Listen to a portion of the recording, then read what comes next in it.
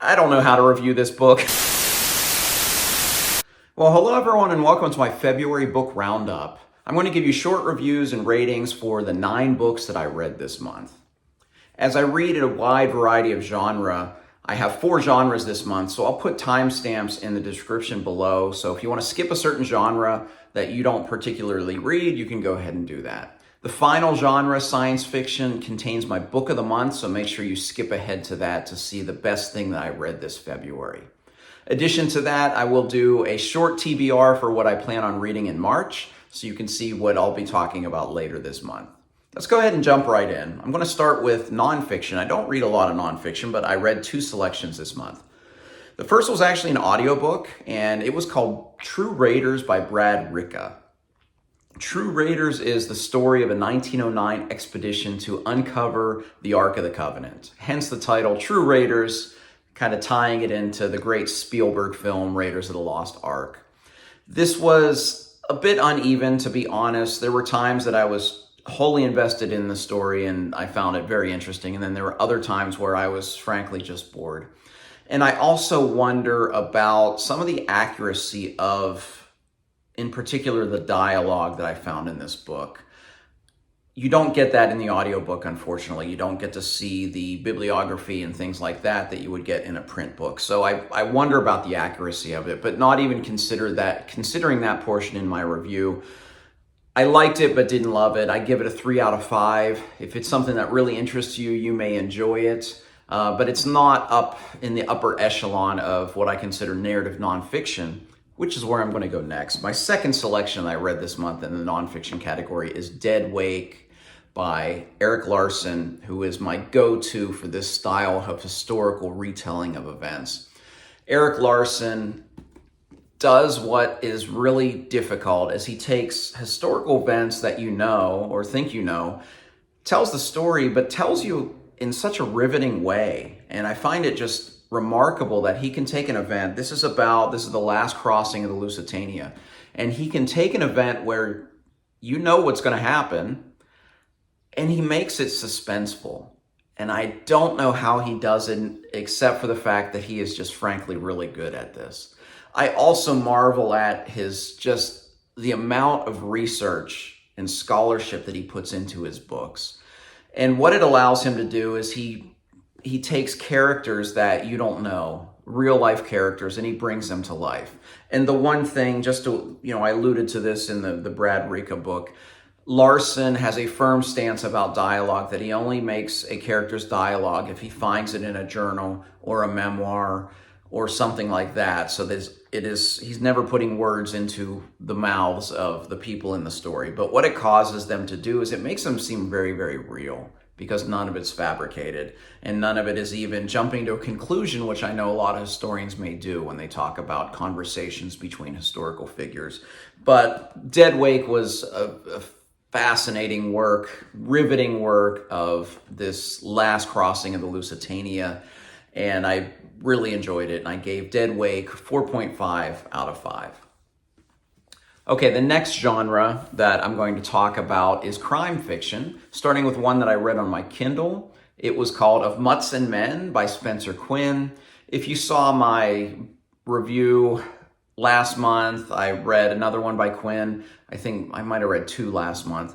And then also Peter Abrahams, who is Spencer Quinn's real name, Quinn being the pseudonym, was on my author video that I produced last month. So check that out if you want to see some of the authors that I've read most, as well as some recommendations of where to start with them. Of Mutts and Men is the 10th book in this Chet and Bernie mystery series, where Chet the dog is the narrator, and it continues to just be a delightful series, lighthearted, well-plotted mysteries that are great palate cleansers. They're great changes of pace. I often read a lot of, heavier works, bigger works, epic fantasy, 19th century history, things like that. So to read these really short mysteries that normally take like 2 days, it's a lot of enjoyable time spent with Chet and Bernie. Of Mutts and Men was a very tightly plotted mystery that I gave 4 out of 5. The other 2 books in this genre, crime fiction, I can talk about kind of together, and that is Sacred by Dennis Lehane and Moonlight Mile by Dennis Lehane. Both of these are part of the Kenzie and Gennaro novels. Patrick Kenzie and Angela Gennaro being detectives, private detectives in Boston. These are not the last two in the series, although they are the last two that I read. I read them 100% out of order. I don't know how that happened, but you can actually read them out of order. I would not recommend it, but you can read them out of order because they're all standalone novels for the most part. So to talk about each of them, Sacred, I described in my Goodreads review, is just a serpentine plot where it just goes one direction and you think you're going one direction and it curves to another direction and you think the story's going another way. But it's all, I used the serpentine as a description because all of that makes sense. This isn't like a Dan Brown plot turn that just does a 180 because plot reasons. All of it makes a lot of sense. And what I found most interesting in this one is how not only were these plot turns, but they were character turns. So the secondary characters, you think one thing about them and then it goes another way and you start to wonder and you're always questioning what you think about these other characters. This was highly riveting. It looks kind of thick, but it went down very, very quick. Another great story by Lehane. I gave it a 4.5 out of 5. Moonlight Mile is the final of the Kenzie and Gennaro novels, and I loved it. It was, in many ways, a direct sequel to Gone Baby Gone, which is the fourth book in this series here. In Gone Baby Gone, there are some actions by Kenzie at the end of the book that make it a much deeper novel than just a work of crime fiction. And the themes that are brought into there are pretty much what this book is about. It's kind of the aftermath of that book, even though this happens 12 years later. I don't want to do any spoilers for Gone Baby Gone because I highly recommend that book. I think it's one of the finest in the crime fiction genre. But there's a thematic element that comes in at the very end of that book that really makes this book possible. Kenzie says at one point in this book that I made the right decision, even if it was the wrong one. And it's those conflicted feelings, the thoughts of, law and justice and the greater good, and what if the laws are against the greater good, and who's to say what's the greater good? Can an individual do it, or do we have to trust the institutions that are in place? A lot of really deep themes in here, and it's still a really great story. It has some characters from Gone Baby Gone that I don't want to name because I don't want to give that book away. But this is a fine kind of a coda to all of the Kenzie and Gennaro series. It's a pretty quick read. I think I put this down in 2 days, and I really enjoyed it. I gave Moonlight Mile 4.5 out of 5. I will definitely reread these Kenzie and Gennaro mysteries in order at some point in the future, but I ignore the bad reviews on Goodreads. They are all wrong. I am right on this. This is a fantastic coda to the Kenzie and Gennaro series because of the deeper themes that it revisits in this book. All right, the next series of books I'm going to review, I'm lumping magical realism and fantasy together because they kind of go together. The first book I'm going to talk about is by Haruki Murakami, and that is A Wild Sheep Chase. And this one's bizarre, even by Murakami's standards. Let's see, we have, most of the main characters don't have names. They're all unnamed. Even the narrator, he's unnamed.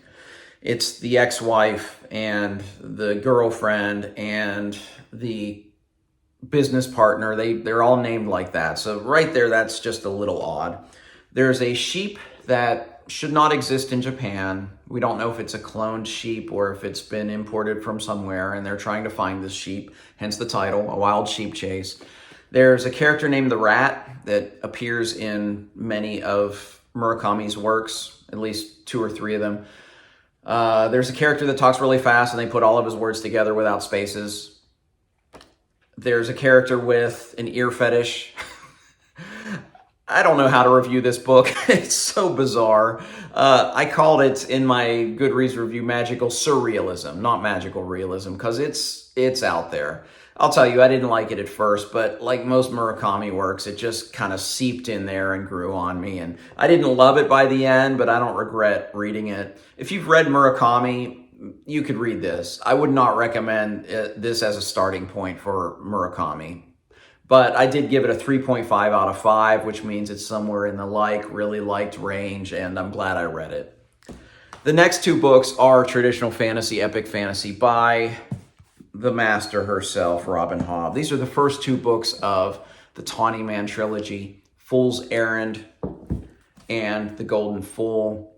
When I finished The Golden Fool, I realized I really want to do a video dedicated to just this trilogy because, my goodness, it's so good. Let me just give you a couple sneak preview things that I'll say when I do that video. This month or next month, because I'm reading Fool's Fate right now and can't wait to talk about this. But Fool's Errand, for 200 pages, the plot moved nowhere, and I couldn't have been happier. This series is in many ways a direct sequel to the Farseer trilogy, but it takes place about 15 years later. So for about 200 pages, we're just learning what happened with Fitz and some of the other characters that, were in the Farseer trilogy.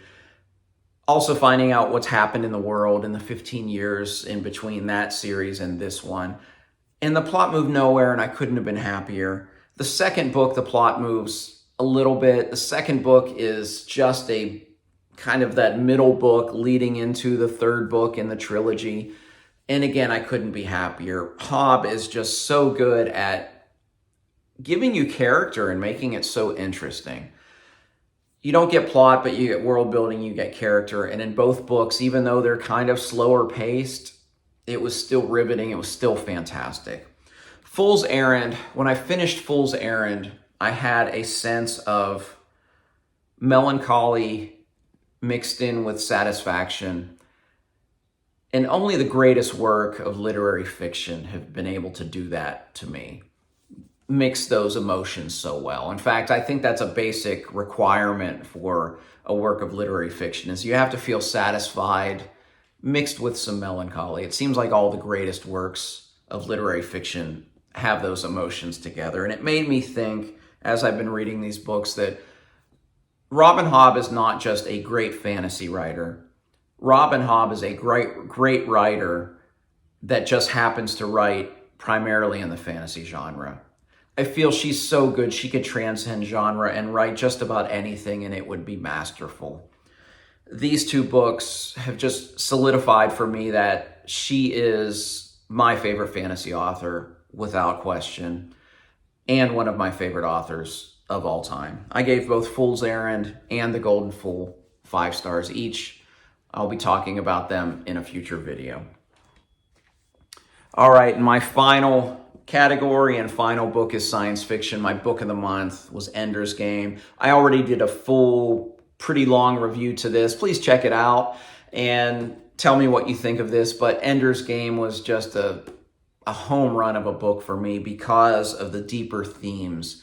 There's so much more thought-provoking, more compelling thoughts in this book than just about anything that I've read. It's one of my top 2 books of all time in the science fiction genre, and it's because of those deeper themes that I'm really excited to call it my book of the month.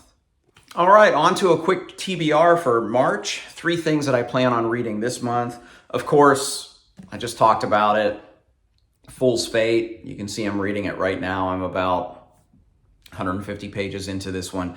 So I will be finishing Robin Hobb's Tawny Man trilogy, and I will do a review for that series as a whole and talk about all the things that makes Robin Hobb so great. Another thing that I will read, as I am reading the Orson Scott Card Ender's Game novels this year once a month. I'm dipping into the Shadow series next. I'll be reading Ender's Shadow. You can look for a dedicated review for this the last week of March.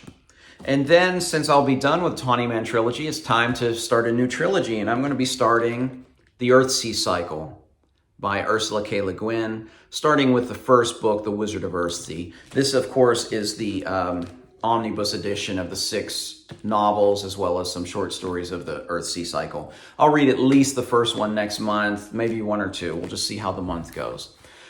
But that gives you a little sneak preview of what I'm going to be reading in March. So for that and more, please like and subscribe if you haven't already. You can follow me on Twitter and Goodreads for more content. As always, thank you for watching. Until next time, goodbye.